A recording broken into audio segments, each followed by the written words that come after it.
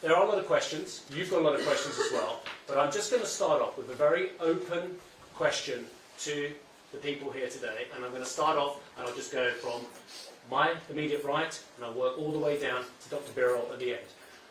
Greta Thunberg, I'm just going to ask you what your message is for the World Economic Forum here. And very nice to see you. Thank you very much indeed for joining us today. Thank you for being here, and thank you for so we are right now in Davos, where basically the people who are mostly fueling the destruction of the planet, the people who are at the very core of the climate crisis, the people who are investing in fossil fuels, etc., etc. And yet somehow these are the people that we seem to rely on solving our problems, where they have proven time and time again that they are not prioritizing that. They are prioritizing self-greed, corporate greed, and short-term economic profits above people and above planet. And we seem to be listening to them rather than the people who are actually affected by the climate crisis, the people who are living on the front lines, and that kind of tells us the situation, how absurd this is.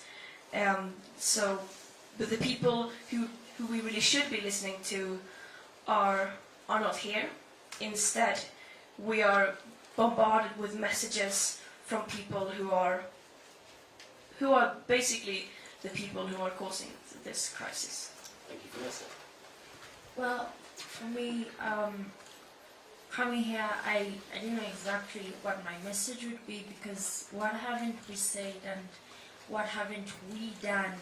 What haven't we, communicated enough? The climate crisis is evident in the areas that are most impacted.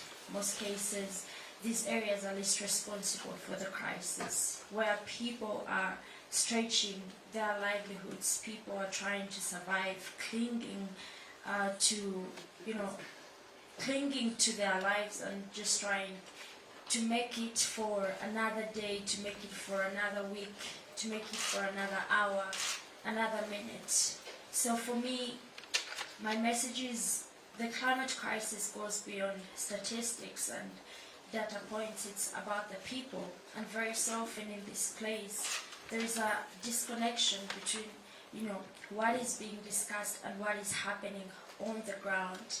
There is a mismatch between how people understand the urgency of the crisis here and what is happening in places like Turkana, one of the regions that is being impacted by the drought in the Horn of Africa, which I was able to visit last year. And I met different mothers, different children that are suffering from severe acute malnutrition, and it is devastating to continue to see what the climate crisis is doing to communities and doing to children and different mothers across the world.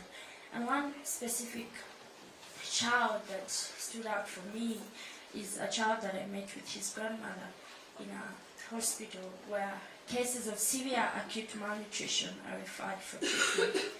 And I remember meeting the grandmother and her explaining how it took them long to find the treatment, and by the time they brought the child to the hospital, he was in a wasted situation as described by the doctors and the nurses, and she was just praying that the child would survive.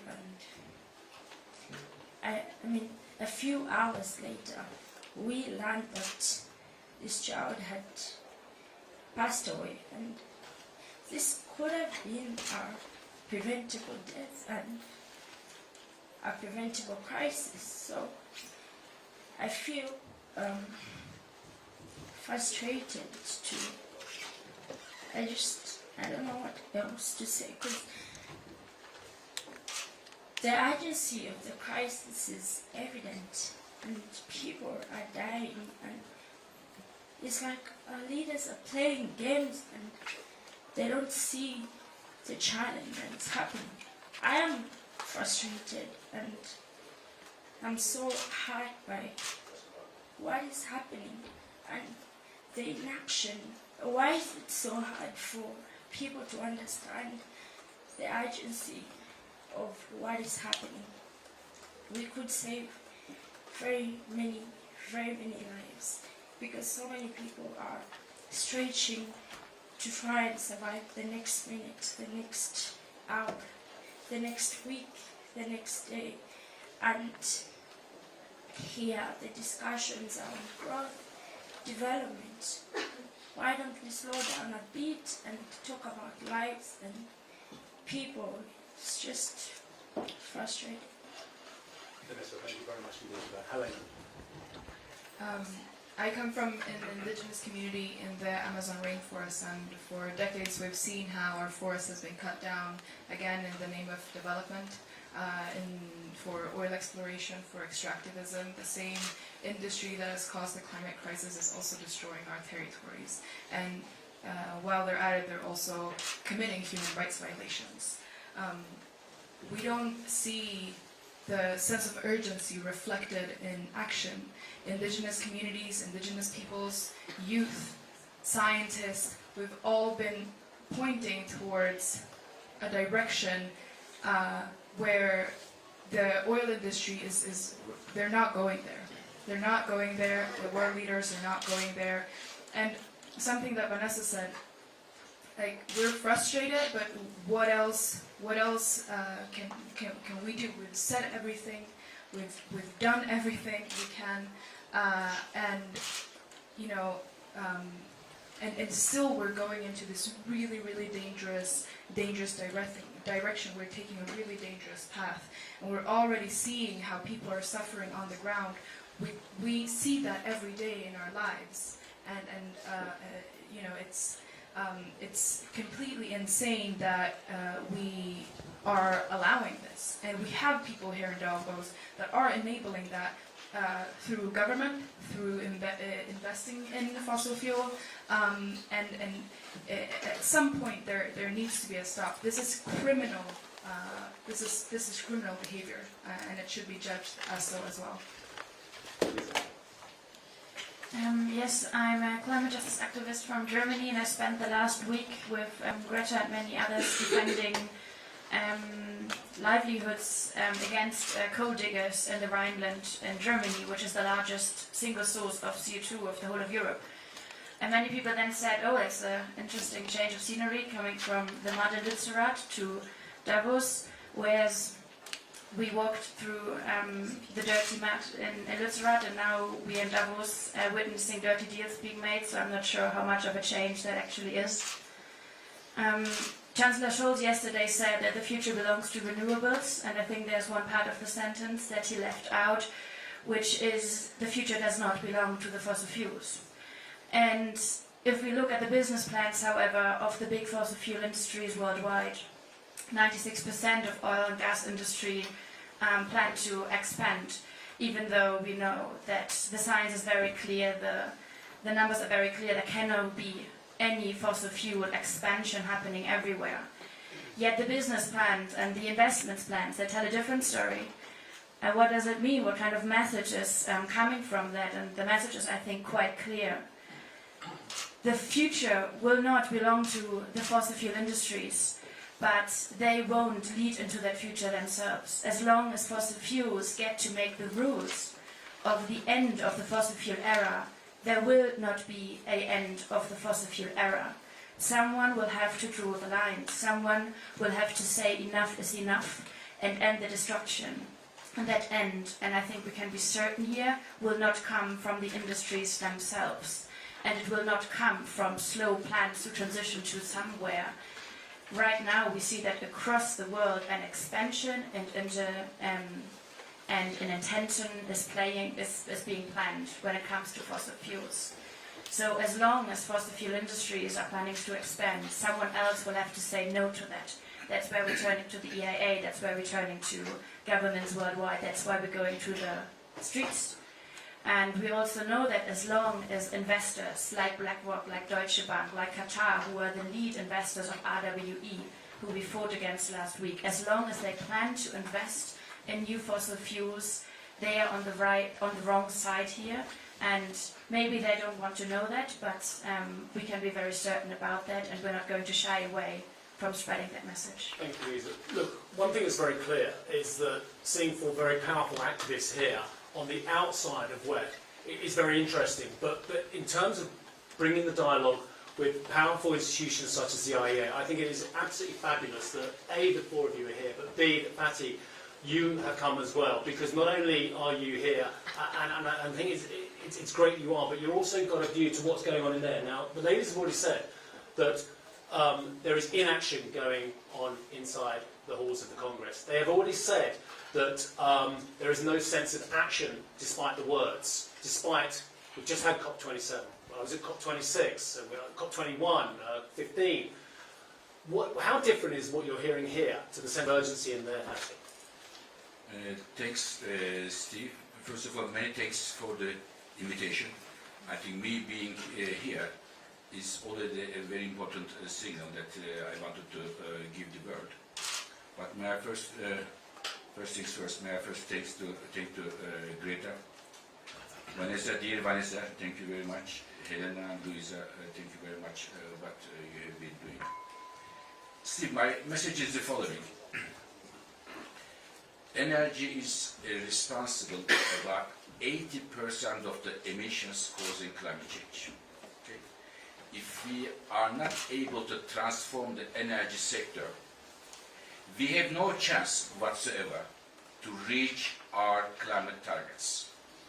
So we have to transform the energy sector, making it clean, making it secure.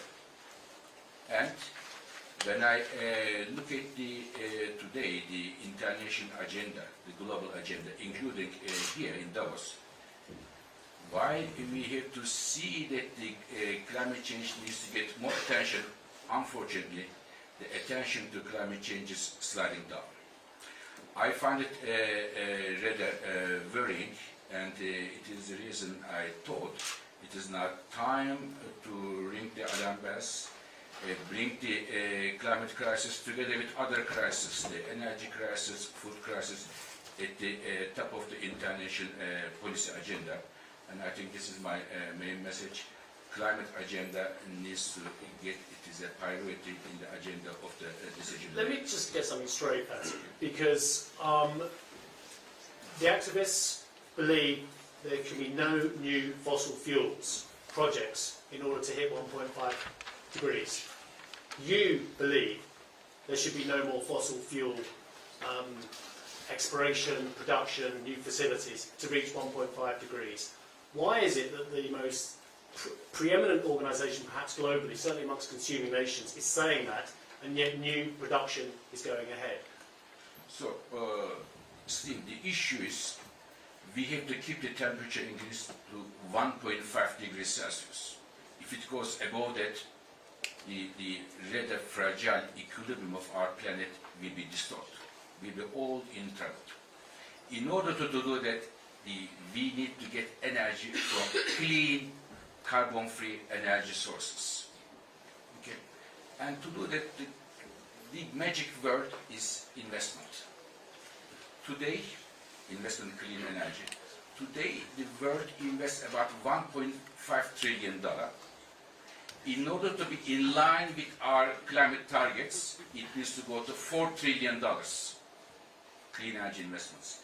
And most of them need to come from the developing countries, hopefully with the help of the rich advanced countries. Now, if we do that, if we bring our energy from clean energy sources, then we don't need any more coal, we don't need any more oil and gas, new investments there. But the point of departure is making clean energy investments and having a clean, secure energy future for all. And there is enough money worldwide, there is enough capital. What we have to do is capital and clean energy projects, especially in the developing countries, need to meet. And what is missing, in my view, is the international political will. If it was there, this would have happened because we have enough sun, we have enough wind, and electric cars are growing. There is a lot of technological innovation, and we have a lot of potential to see the clean energy to dominate. But unfortunately, what we are seeing today is there is a transition happening, but not at the pace that we would like to see, especially once again in the emerging and developing world. Thank you, Fatih. Greta, you have spoken inside the realms of the COP process. You have spoken outside of the UNFCCC process. You have been inside where talking, and now you're outside. I've done a lot of work just looking at the way you've changed, and you just seem to be on the outside now rather than talking to people on the inside. And I think that's a great shame, because I've been speaking to some amazing people in there the last week, including the Pakistan Minister for Climate Change, who was incredibly powerful, about 1,000-kilometre lakes that just appeared, about farmers having to deal with 50-degree plus heat as well. Do you not feel that your very strong voice actually would continue to do good work if you were actually talking to those powerful people and to those people and just giving them some leadership? Well, first of all, there are already activists doing that, and I think that if there should be activists inside speaking to these people, it should be those on the front lines and not privileged people like me who are not experiencing the first-hand consequences of the climate crisis. But then again, I think that right now the changes that we need are not very likely to come from the inside. Rather, I believe they will come from the bottom up, so to speak. Because without public pressure, without massive public pressure from the outside, at least in my experience, these people are going to go as far as they possibly can. As long as they can get away with it, they will continue to invest in fossil fuels. They will continue to throw people under the bus for their own gain. So I believe that the changes we need right now needs to happen on the outside. We need to build and create a critical mass of people who demand change, who demand justice. And of course, we can do that also from the inside. But yeah. I mean, Helena, Ecuador is suffering its own concerns and deforestation and oil groups and gas groups and what have you. Just tell us again where you see the campaign going forward, because I think many of us feel that we have to be pragmatic in terms of working with and understanding the pressure from the outside as well. How do you see the campaign going forward from here? I completely agree with Greta that we need to build massive movement of people that are demanding change and are demanding justice. And when we are talking about the energy transition, when we're talking about the green transition, we also need to make sure that that is just. And I think that's really, really important, that we have voices from the places that are being affected both by climate change, but also by the place what the energy transition would mean for communities on the ground, vulnerable communities. And I think that perspective really needs to be taken into account by the private sector, and it's a perspective that cannot be left out. Because if we do that, we're leaving out people again, just like we've done during the entire climate crisis. And I would like to, together with Greta, Vanessa, Luisa, and I, we've created a cease and desist letter to oil CEOs, urging the oil CEOs to phase out from new fossil fuel. We know that they knew. There's a report that's come out saying that they knew way before us what they were doing when they were exploring for oil. They knew what the consequences would be of CO2 gas emissions. They knew the irreversible consequences, the huge impact it would have on people's livelihood, the huge impact it would have on the environment. We launched this a couple of days ago, and we're almost reaching 900,000 signatures, which really shows the commitment of youth, which really shows the commitment of civil society and people, and the change that we are demanding.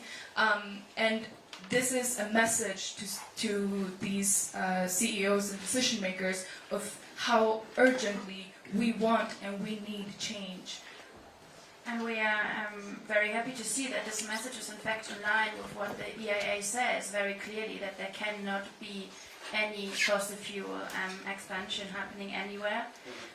Fossil fuel industries had 40 years time to prove that they're up to anything good. They clearly failed. And so the message is very clear, and this is not just clear to us activists, it is clear to people everywhere, especially those fighting at the front line. So we are very happy for you to be here today, and we would very much invite you to carry on this message with us, Mr. Bureau. So we already have our open letter on 18th of May 2021, when we made the clean transformation of the global energy sector, net zero 2050. We made our report. So we are very happy to see that there will be a big increase, hopefully, for clean energy investments, not fossil investments, so that we can both have energy, because energy is a good thing. What is better is the emissions. So we'll have both energy, and we are going to reduce the emissions and their impact on the planet. So I am very happy that our activist colleagues here are pushing this agenda forward. Louisa, let me just come back to you, and a little gentle pushback as well, because I understand what's been going on at Gatsby, and I understand why you were there as well, but when you look at the longer message from Herr Scholz, he said the following: we aim to be 100% energy from renewable sources by 2035. Wind and solar to reach 80% by 2030. Germany will be climate neutral by 2045. This is a good progression. This is a good result in many ways. There are other crises going on in the world. The catchphrase here, and they love a catchphrase here at WEF, is polycrisis. Keeping the lights on in Europe, fighting against the Russians in Ukraine as well. This has created new dynamics and other crises. And I understand what all of you are saying, including Patty, about climate initiatives slipping down the agenda, but actually the short-term remedies to actually keeping the lights on in Europe, action had to be made. And I know you're going to push back a bit there. Excellent question. Well, what we see since really the climate movement started and really emerging at a different scale across the globe, there has been a response by leaders, and that was a friendly message to the PR departments for more green headlines. And so we are well aware that leaders across the world, and also Mr. Scholz, they know their vocabulary, and they know, where something net zero has to happen and something green has to, be put out. But we don't say listen to the science for a joke. We say, and I think that is clear to people across the world, what effectively counts is the numbers, it's the science. And when we look at what is behind all those big promises, in many cases, and that is the case in Germany, what we see is a public breakup with the Paris Agreement that is being performed. And when I look at countries like Germany, we are on the top 5 of global, of the top polluters worldwide. There are a few countries that are as responsible as Germany and the G7, of course. Who would we turn to if it comes to sticking to pledges made in Paris? Who are those countries are we expect to provide the finance, to provide the industrial transformation, if not those countries, if they don't, start to deliver? And so, luckily enough, the science is clear, the numbers is clear, and we don't have to be fooled anymore. And people are rising up everywhere. Just the other week, there were 30,000 people protesting with us against the extension of the coal mine, with support from across the world. And we're really seeing that the PR strategy that hoped you could just market away the climate crisis is not working out, whereas the people are there and they are willing to tell the truth. Steve, can I say something here? I think we can have some, when we look at the energy world today, we can have some slight optimism, legitimate optimism here. Because last year, 2022, the amount of renewable capacity coming to markets was the record high. We have never seen so much renewables coming around the world. Very good. The efficiency improvements, very strong. And a lot of clean energy technologies are growing. The issue is, there are two issues here. One, they are not growing fast enough. They should be to be in line with 1.5. The second, for me, the nerve center of the problem, the emerging and developing countries in Africa, in Asia, and Latin America. There is I think, a moral responsibility of the advanced economies to support the clean energy transition in the emerging world. This is key, in my view. I absolutely agree. And I want to ask Vanessa and Greta a question on this. It's different questions. Vanessa, one of the key parts of the UN FCC process and the COP27 has been that actually financing for developing nations is being seen as absolutely key to the success. We can't just have the rich West finding renewables if there isn't support for the developing nations. Are you seeing any evidence of that on your travels and of course your heartbreaking experiences? Is there any evidence that some of those promises are getting to ground zero? Well, I can speak from the most recently established Loss and Damage Fund at COP27. It was established, but it's still an empty bucket with no money at all. And coming here at Davos again, you mentioned something about the energy crisis, keeping the lights on for Europe and the West. I understand that this is not the West Economic Forum. This is the World Economic Forum, and many times the discussions about the interests of the Western countries. How can we ensure that we address this, in Europe? How can we ensure that we address this? But then there's been an ongoing energy crisis, for example, in the global South, on the African continent for decades, with over 600 million people with no access to basic electricity. So I think that this really needs to be treated like a world economic forum, because I think the world doesn't only constitute of Europe and the West in general.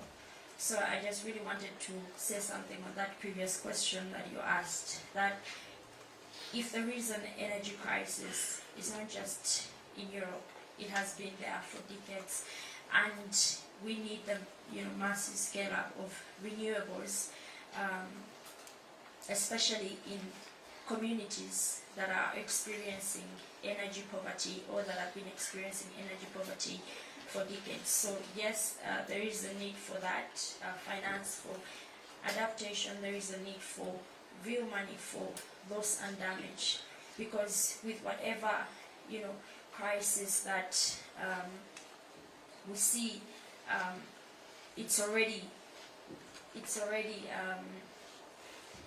it's multiple in the countries, for example, in the global South, and even the discussions of 1.5, as the ultimate space of survival, but at 1.2 degrees, it's already a living hell for so many communities across the African continent, across the global South. So when we hear discussions of 1.5 as the place that will save us all, maybe it's a place that will save the Western countries, but at 1.2 it's already catastrophic for so many communities. And that's why it's really important that we cannot have any new fossil fuel investment.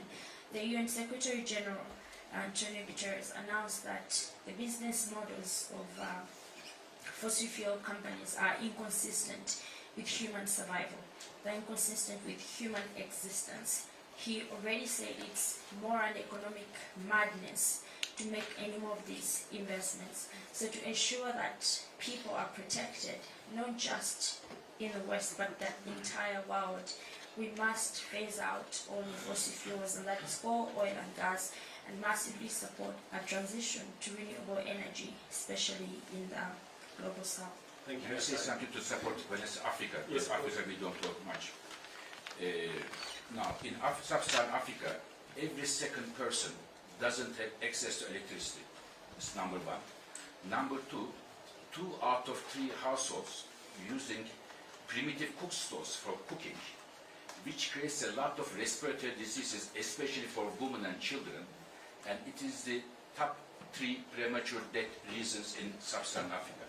This can be solved, this problem, both of them, access to clean electricity and access to clean cooking, with a very small amount of money, enough money to pay a 1 LNG terminal in one country. You can solve the problem in entire sub-Saharan Africa, just to put in that context.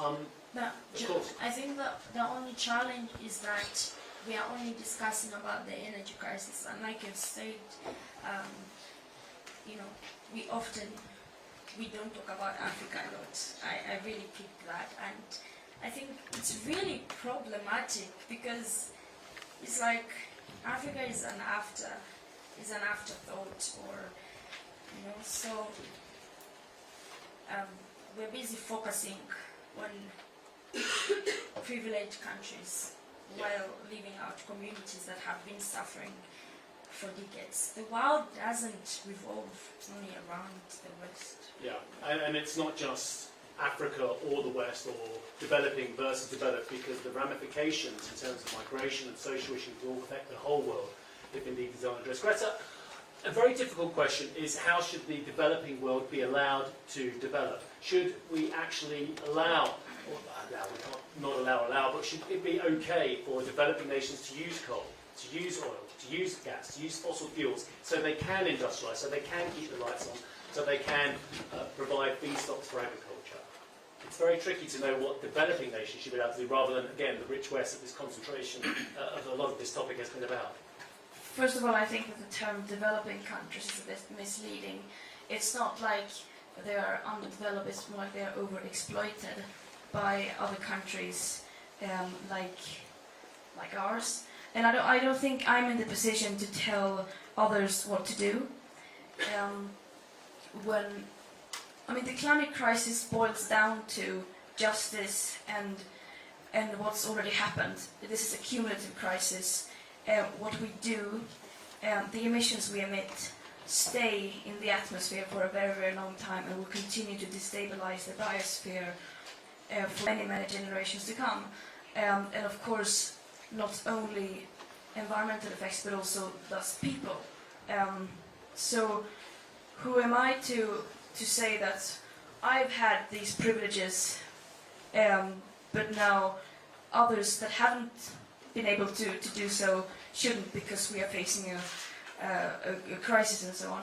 Of course, that's what the very roots of this crisis is, this mindset that some people are more worth than others and so on, that we seem to be sacrificing people for this. And this just, the thing that this does is that it only puts the so-called Western world in an even more responsible position. Not responsible, but you get what I mean. We have an even bigger responsibility. Because to compensate and to make sure that equity is at the heart of climate action, we cannot continue to overlook these effects, and it needs to be embedded in every conversation, every discourse, and yet it is still completely absent. Okay, thank you. Right, okay, we have a limited amount of time left. I'm seeing all the hands going up. This gentleman's been very patient. He's put his hand up 4 times as well. If you just tell everybody what your news organisation, who you are, and then direct your question. Thank you. David Gevis, New York Times. This November, COP28 will be hosted in the United Arab Emirates, one of the world's largest oil producers. And the UAE has selected its head of its state-owned oil company as the head of the proceedings. Greta, what does that say to you about the proceedings, about COP, and how does it affect your expectations about what we can expect? Greta's just asked if we can make this an open question. Maybe if one of you wants to answer, maybe you could give a conclusion on it as well afterwards. Louisa, Helena, do you want to pick up? Well, obviously it's ridiculous, and it's not new though. We've seen the last COP in Egypt and how fossil fuel lobbyists flooded space. So why should that change if nobody who is in the position of power demands those places to be working towards justice and not just towards more lobby deals? I just think it sends a message also where we're headed right now, for putting the heads of fossil fuel companies to lead climate negotiations. We've had them investing and in COPs for decades now, and we've seen where that has led us, which is nowhere. There's a huge interest of conflict there, and it just sends this message of actually not taking it seriously. And I think it's exactly what they're doing. They're not taking this seriously. Vanessa, do you want to take on this as well? No? Just final word for your question. Lobbyists have been influencing these conferences since basically forever. And this just puts a very clear face to it. Yeah, exactly as previous panelists have said, it's completely ridiculous. I think, who's on the next question? The gentleman here? Okay. My name is Hannes Koch, Tageszeitung Taz, Berlin, Newsletter Bureau. Germany's Chancellor Olaf Scholz is in favor of exploiting new gas resources off the coast of Senegal, West Africa, and he argues these gas resources would be a bridge for developing countries to get rid of coal power plants. What do you think of that argument? Now, first of all, as I said, Africa, we have to look at Africa very, very closely. Now, in terms of electricity generation, I believe almost all the new electricity generation in sub-Saharan Africa needs to come from renewables because it is cheap, especially solar. Let me give you one statistics which I find very disturbing. As I said today, in sub-Saharan Africa, 1 out of 2 people have no electricity, number one. Number two, sub-Saharan Africa has 40% of the global solar radiation, very rich. And number three, the solar is the cheapest source of electricity generation in Africa. Yet, today, the amount of solar power capacity in sub-Saharan Africa is, just to give a context, 1/3 of the solar power capacity in Belgium. Think of the map, global map. How big is sub-Saharan Africa, how many people live there, and how big is Belgium. So from that point of view, there is a huge potential for electricity generation in sub-Saharan Africa. Having said that, there are some applications, because the energy you don't need only for electricity generation, you need for other things. Food processing, desalination of water. For these things, you may need fuels which can create high temperature heat. And here you can use gas. And here I would like to say that Africa's share in global emissions is 3% today. Even if, I don't think that it will happen, but even if Africa would develop all these natural gas resources, it will only go to 3.4%. So from that point of view, I would be very careful to put Africa in a different context than other countries. You can't compare Africa with other countries here. Thank you. Let's get a question from this lady over here. Hi, Ryan from ITV News. This is for Dr. Birrell. We know that banks, despite their net zero pledges, continue to fund new oil and gas extraction. What's the IEA's view on this? Is it problematic? So, it is their money, first of all. It is not IEA's money. But I think I see 3 risks there. And because banks and others are saying they are putting this because of the energy crisis we are in. The first risk is if you today decide, even decide today, to build a new oil field, the first oil will come to the market in 6-7 years of time. It will not come tomorrow. There is a delay here. It will not be immediately ready. This is number one. Number two, I am not sure. 7 years of time, the global oil demand will still increase and we will need more oil in the future because the electric cars are growing very strongly. There will not be demand, so there may be a business risk for those banks. This is the second point. And the third point is, it is a climate risk. From these 3 points of view, the timing doesn't justify this energy crisis, doesn't justify this 7 years. This is a business risk, and there is also the climate crisis. In general, if I may, Steve, one shouldn't imagine to justify the Russian invasion of Ukraine some large-scale fossil fuel investments. One shouldn't use it as an excuse. Right, let's get a question from this gentleman here who's been very patient. Thank you. Hi, everybody. My name is Uwe Häuser. I'm an editor with the German weekly Die Zeit. And I've been listening to you, the activists, and I got a little scared in the following way. Almost all of you said, we've done everything we can, which sounded like, you're kind of reached an end, which I hope isn't true at all, because we keep needing you. And I guess my question is, which direction do you plan to take? I think there are two major weapons for to avoid, as Vanessa said on her T-shirt, these stupid bridges, as they are called, into nowhere.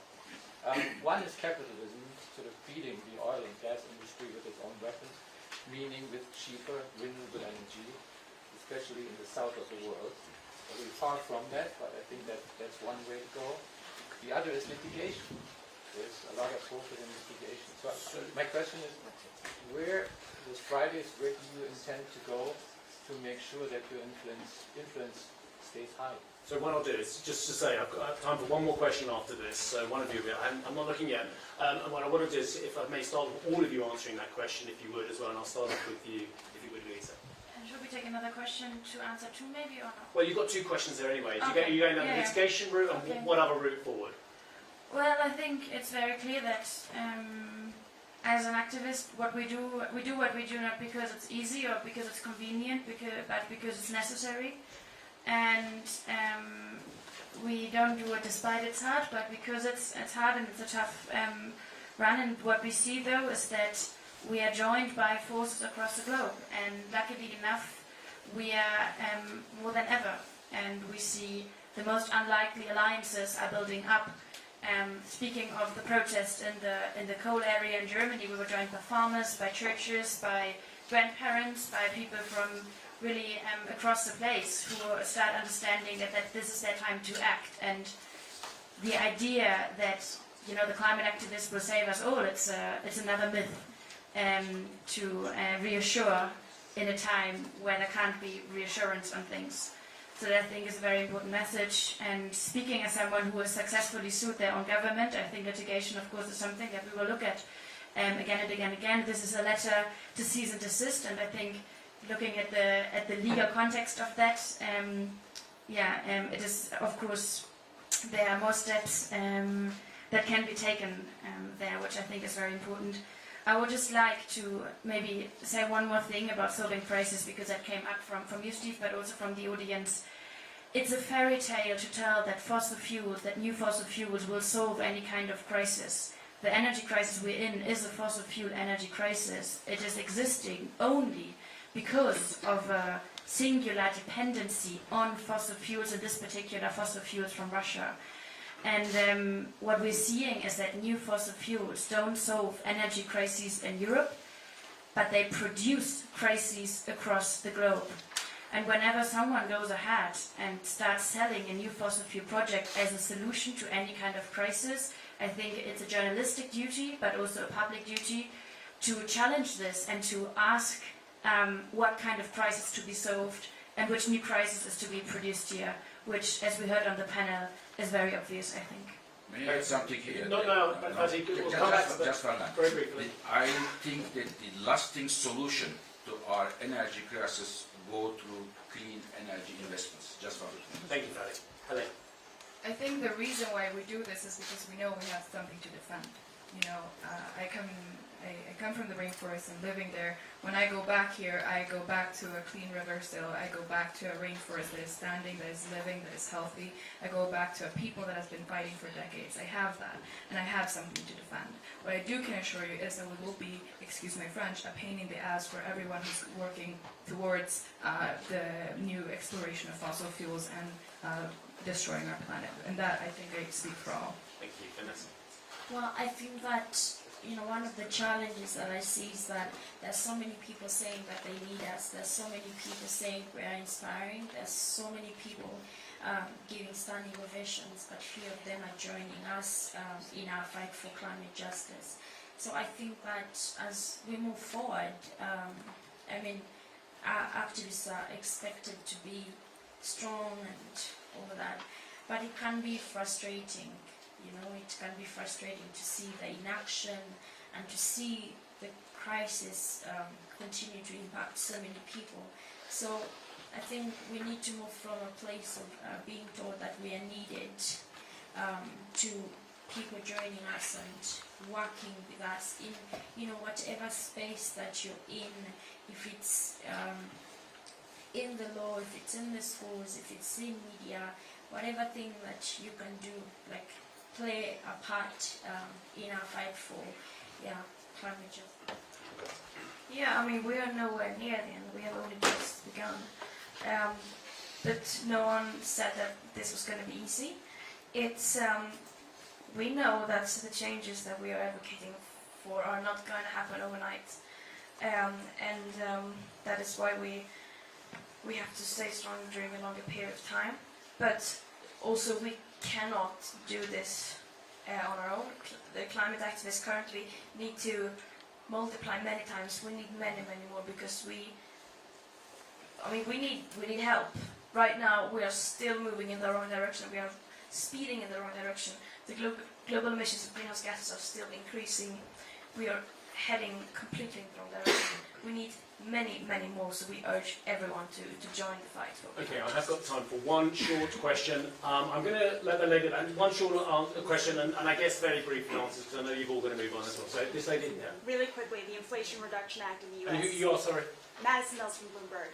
The Inflation Reduction Act is getting a lot of attention here at Davos this week, and other nations and global leaders are countering that legislation with their own.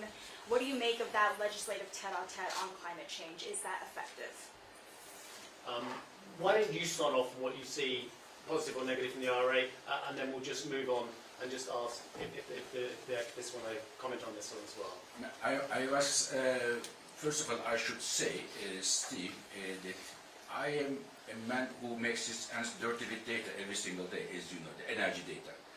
And I have definitely a view of a legitimate optimism as far as the clean energy is concerned today. It is growing, but the problem is it is not growing fast enough to reach our climate targets. So it is not something that it is stopping, it is growing now.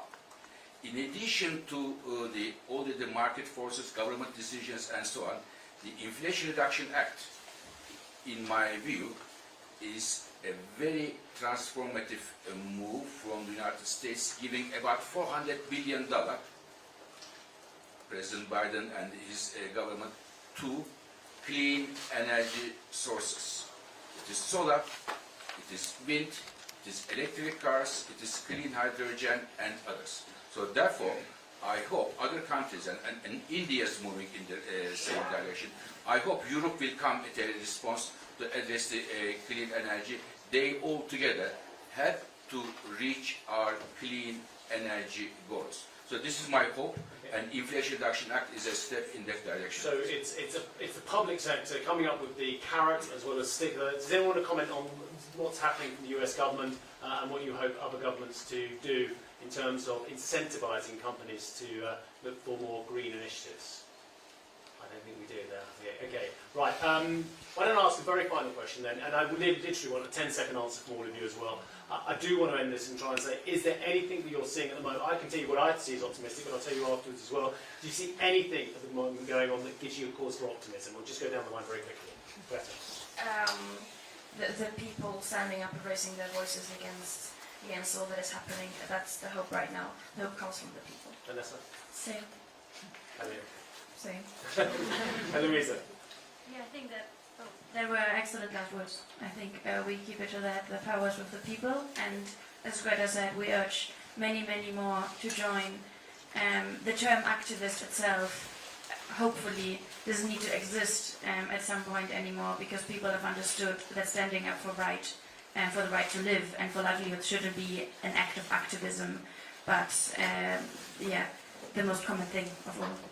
And maybe I can add to the people also people on the ground are not giving up. They're still putting up, again, hell of a fight. Fatty, cause for optimism.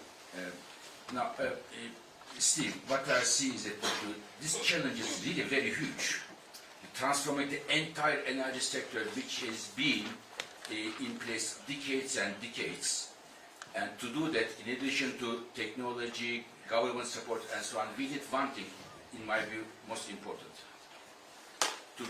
To bring together a grand coalition of the people who are genuinely interested to tackle climate change, those governments, civil society, companies who are genuinely interested to tackle climate change. And I think this grand coalition is happening slowly but surely, and this gives me optimism. And that is very similar to my optimism, the fact that we've got one of the most powerful men in energy sitting on a panel with four of the most powerful activists in climate change. So I just want to thank all of you. Dr. Fatih Birol, thank you very much indeed. It's been good to see you again. Luisa Neubauer, thank you very much indeed. Helena Gualinga, really nice to meet you. Vanessa Nakate, incredibly powerful. I mean, thank you very much indeed. And Greta Thunberg as well. Thank you very much indeed for joining us. A round of applause, please.